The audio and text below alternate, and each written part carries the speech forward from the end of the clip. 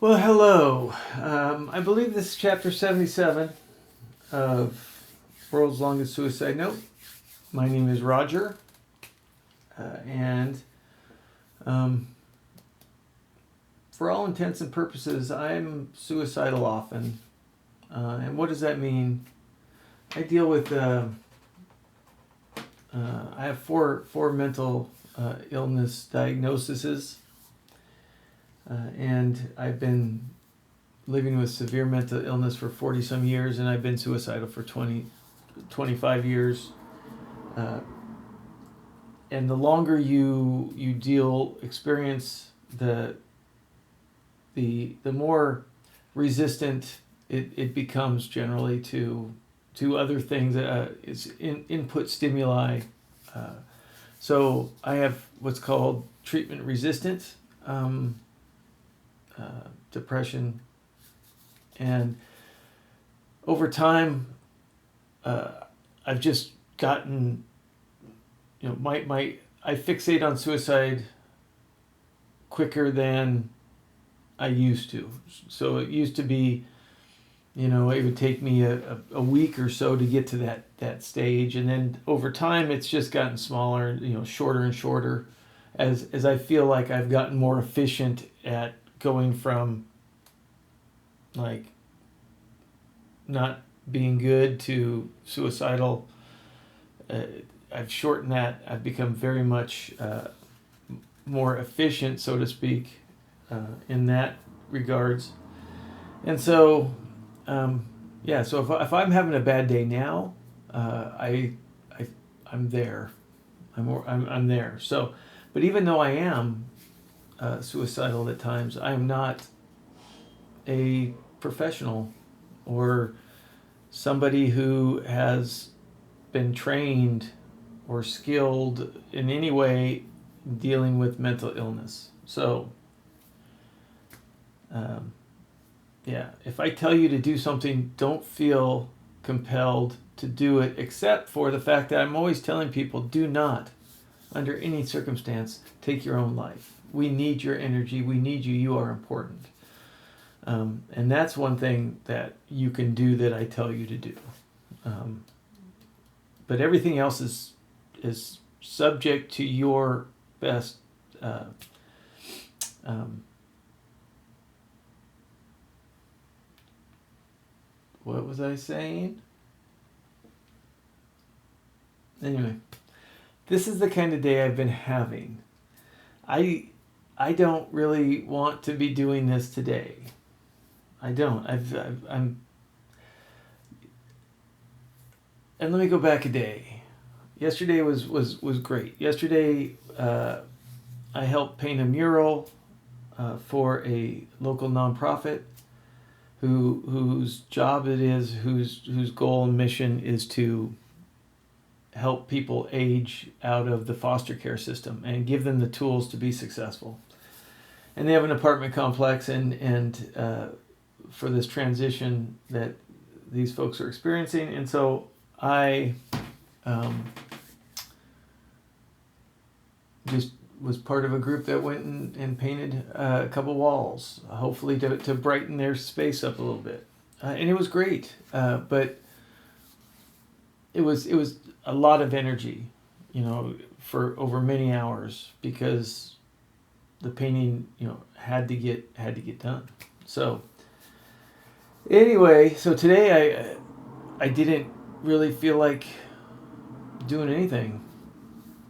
Everything was kind of has been a struggle, and I've had many days like this. So that's not the problem. The problem is my default is to disregard that and to get moving anyway.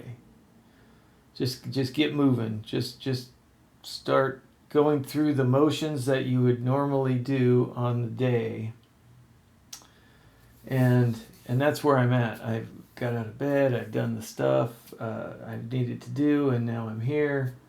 Don't really, I'm waiting for it to kick into to like the day, to kind of get into the groove, and then things will be fine after that. But I'm not there yet. Today it's just, and and, and the problem is, I've listened to myself before, meaning that when I told myself before, and for those that don't deal with like severe mental illness and suicide, you don't, if your mind isn't your worst enemy, then you don't understand this. But for me, my mind will tell me, I'll just take the day out. Just yesterday was a great day. It was high energy. You need to recover. You need to, whatever, you tell yourself. And it makes sense. I'm not saying it doesn't make sense. And I'm not saying that it's not something that you should, that you shouldn't do. But it's a trap. It's a big trap. It's that General Akbar yelling in your brain, it's a trap. Because if you do listen to yourself,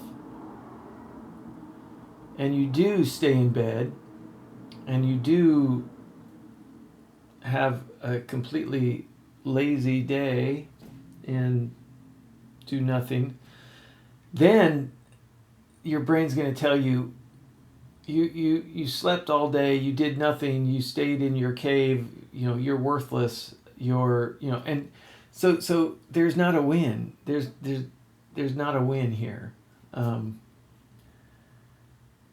And so I get up and I get moving, because I understand that if I can do anything, if I can accomplish something today, well, that's going to be a good thing.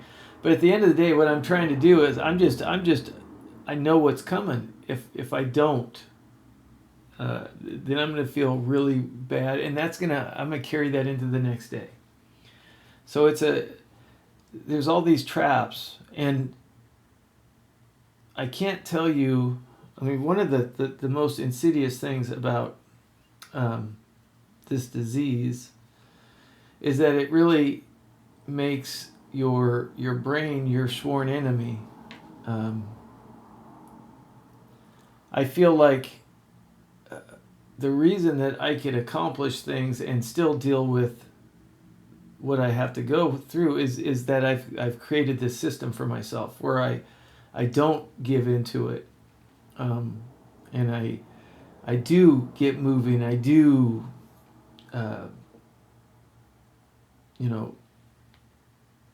work through things by working, by doing, instead of collapsing in on myself. And when you're able to keep moving, well, I mean, that's good, but it's also, it takes, this is what you get.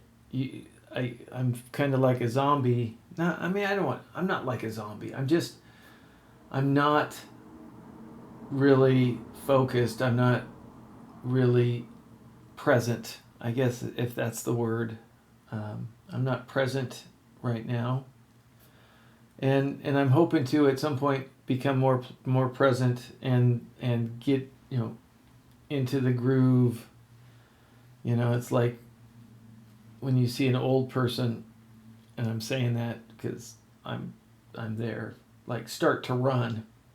You see them kind of stretch out like, but then they go from standing to jogging, and it just looks hard and painful, and then all the rust breaks free from the joints, and then you're able to kind of move, and by the end of it you're like la la la la la, you're feeling fine. That's that same way. I'm in the I'm in that stage. I'm moving, but it's not really natural. I need that high to kick in, at some point. The difference is you don't get a runner's high from not running. So, I mean, I'm not going to have that. But you never know. You never know. When you're up and moving and things are going, I mean, a lot could happen. A lot of good stuff could happen too. So it's not just, that's why I get moving. And that's why there's a lot of days where I'm in this state for a period of time. Because I don't really want to be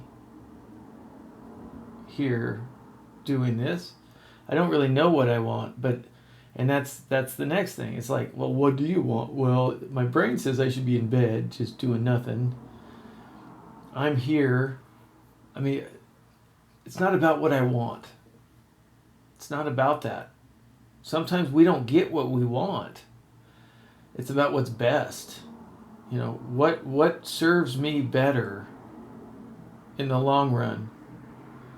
Does staying at home, I mean, and I just know for myself, for me, that leads to more of that, and that leads to, it's a slippery slope. And so I think it's best for me if I keep moving, if I accomplish something that needs to be accomplished.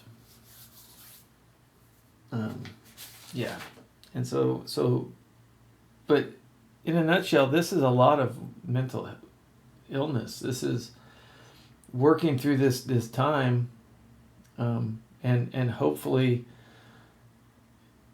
shaking that rust off and being able to actually get into it and feel better about where I'm at in my day, and that I'm meeting that in a present kind of way. Because right now, if they were to take roll and they ask if I was present, I wouldn't raise my hand.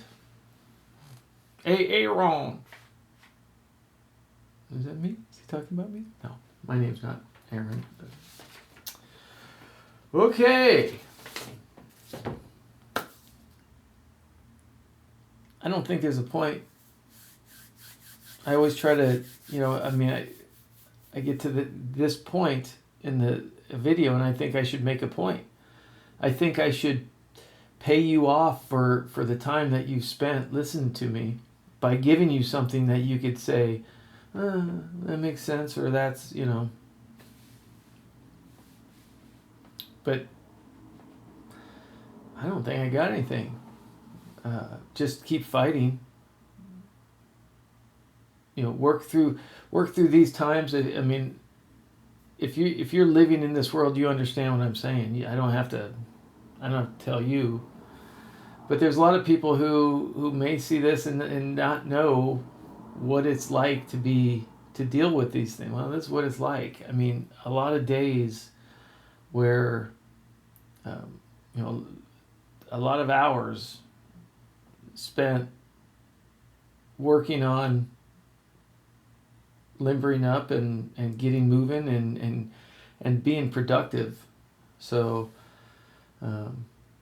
yeah. All right. Enough. Have a great day. Keep fighting. I hope you're having a great day. I hope you're,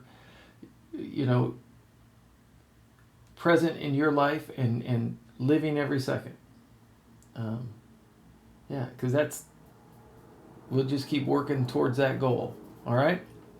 Keep fighting, and we'll catch you next time.